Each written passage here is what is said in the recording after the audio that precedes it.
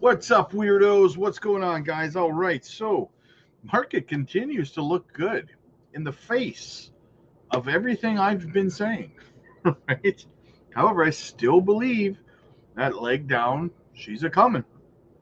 We're going to have a look at it, guys. It's going to be some time within the next 2 weeks, but we'll see. Hopefully, I'm wrong, but we'll see.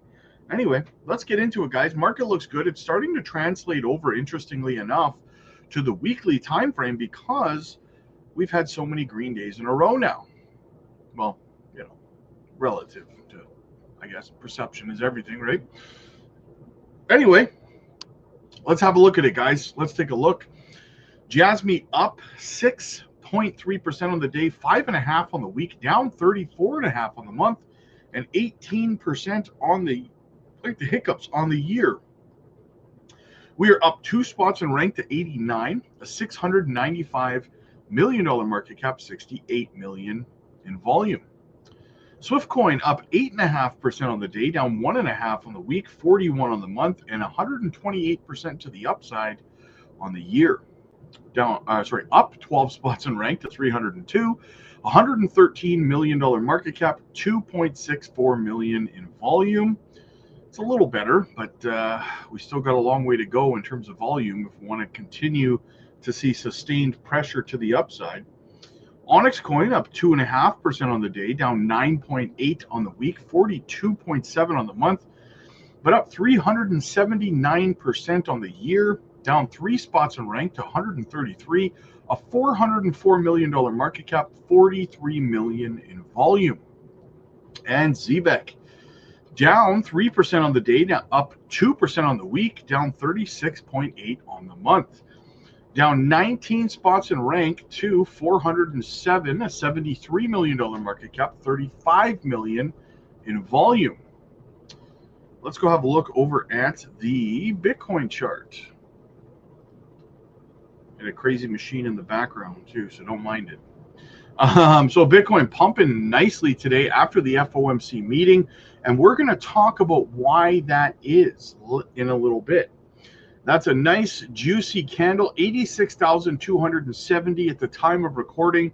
We've gotten to the top of our golden pocket here. Now, I've been telling you guys for the last 2 days that we could come up as high as 98 to all the way to $90,000, and it would still be in a downtrend. Sorry, guys, that machine was going absolutely ballistic in the background. I had to turn it off. Holy smokes. Anyway, so, yes, we could come all the way up to 88 to $90,000 and still be in a downtrend, guys. If we want to break this downtrend officially, if we want to invalidate a potential move down between 69 and 74K, then what we need to do is we need to start closing above $91,000. That's what we're looking for here. Okay, that's right up here on this yellow line. I've put it there. I've made it yellow for you guys so you know. And if we start closing daily candles below 82K, which is this yellow line, well, then it becomes more likely we are, in fact, coming down to this level. So where we close this daily candle in about 54 minutes from the time I'm recording this, that will play a big factor in where we go next. I think that the next major level of resistance for Bitcoin is going to be up here at the 30-day SMA. It's sitting at 87,716 right now. Can we get above it? That will be the question, or will it act as a level of resistance? As we've seen in the past, it has acted as resistance twice right here. We hit it here, we rejected off, we hit it again, and look how violently we rejected to the downside off of it that time. Following it up, resistance here, broke through it, and then back down below it here, resistance here. So it has been a significant level. It was resistance here, here. So either way, guys, the point I'm trying to get across here is the 30-day SMA can certainly act as a strong level of resistance for Bitcoin on the daily time frame. So we'll see what happens.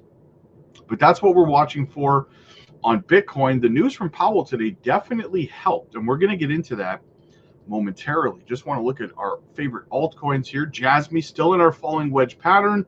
Everything looks bullish. Been going sideways for, wow, like 9 days now. So we'll see what happens. We will see what happens we have the final death cross approaching here with the 100-day creeping down below or towards the 200-day SMA. Now, yes, I know I said death cross, guys. It's nothing to fret about. Death crosses are lagging indicators. They signal all of this move to the downside here, right? They signal a move to the downside that's already happened, not one that is coming. So do not stress out about that. The rest of our altcoins are kind of green, but just, you know, in the grand scheme, kind of sideways, right? I mean, Onyx coin and Swift coin look almost exactly the same. If you look at that chart, down, bottomed out, failed the breakout, just kind of going sideways. And if we move over to Swift coin, very similar structure. Down, failed to break out because there's no volume, and now we're just going sideways. Exactly the same thing. I'd like to see Swift coin come and test this level at 2095 though. And I know you're thinking, well, why would you do that? Because on the weekly time frame, we have been setting up for months now a strong support level, an upward trend, higher highs and higher lows. I would like to reconfirm that by touching this trend line and moving to the upside. But we'll see what happens with that. And Zebec doing something similar here. Just kind of consolidating, right? It found our bottom, moved up a little bit, and now we're just kind of going sideways in this falling wedge. We'll see what happens. If Bitcoin continues to the upside, we could see the altcoins follow suit, guys. That's what we want to see, right? So a couple of quick things to go over here, guys. A lot of people think we're headed down towards a bear phase or a recession. Let's see what Plan B has to say. Plan B's opinion is some are calling for a bear market. I disagree, or I don't agree. Sorry, the fact that Bitcoin's 200-week algorithmic and geometric means have been close together for over a year, which indicates reduced volatility and steady sustained uptrend, doubling from 20K to 40K in 2023 and from 40K to 80K in 2024. What if this steady uptrend continues from 80K to 160K in 2025 to 320K in 2026? No, that's not going to happen. You know what? I was with him through 2025, and then as soon as we got into 2026, he lost me because, guys, the 4-year cycle has continued to play out no matter how many people claim that this time is different. In the last cycle, everyone said because of the whole event that shut down the whole world for 2 years, you know what I'm talking about. I can't say it on here, right? But that whole event, because of that, that was the excuse in the 2020-2021 cycle where everyone was saying no bull run, no altcoin season. We're going into a bear market. And then it flipped to 2022 is going to be even bigger than 2021. This 4-year cycle's broken. And then it wasn't broken, right? There's always an excuse. There's always a narrative that people use to try to claim that this time is different and that the 4-year cycle is broken. 2026, guys, listen, not financial advice. I'm not your financial advisor. You do what you got to do. But if you plan on holding your tokens through 2026 because you think that 2026 is going to be even more bullish than 2025, get ready to hold your coins till 2029 because you will be falling down into a bear market through 2026. Okay? So just be prepared for that. As long as you can emotionally and psychologically accept that, you'll be fine, right? What is Zebec saying here? We got some news from Zebec. They are saying, you asked, we listened. The wait is almost over. What is this all about? It's only a 9-second clip. But imagine your crypto freed from complexity. Spend anywhere, privately, effortlessly. Coming soon. Oh, they got a big announcement coming next week, guys. We've talked about, this week, we've talked about it, and it is almost here. I am super jazzed about it. I can't wait for the announcement. All right, so we got 2 little bits here from Ash Crypto covering the Fed's and Jerome Powell's conversation today. Said the Fed will slow down its QT process starting April 1st. Now, I'm going to get back to that date in a minute, but first, let's continue on. More liquidity equals bullish. So he says, we'll talk about the highlighted parts. Beginning of April, the committee will slow the pace of decline of its securities holdings by reducing the monthly redemption cap on Treasury securities from $25 billion to $5 billion.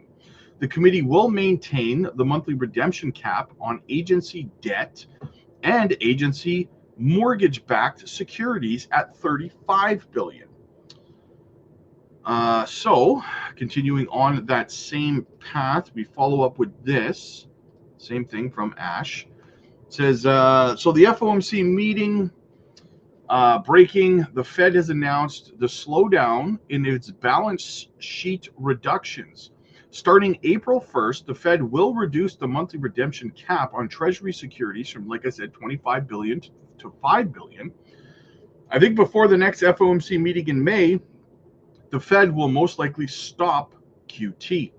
Fun fact, the altcoin season, has happened when there's no QT going on.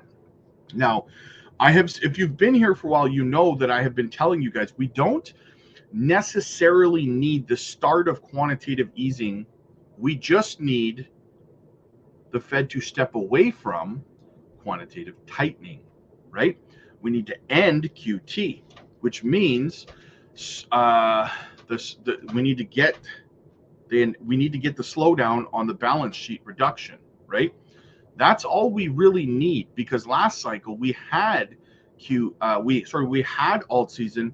We didn't have QE happening quite yet in the United States. We had it in China, which ironically China happens to be printing money right now, and the Fed stepping away from QT again. Things are playing out very similar to how they did in terms of these events unfolding the same way they did in 2021.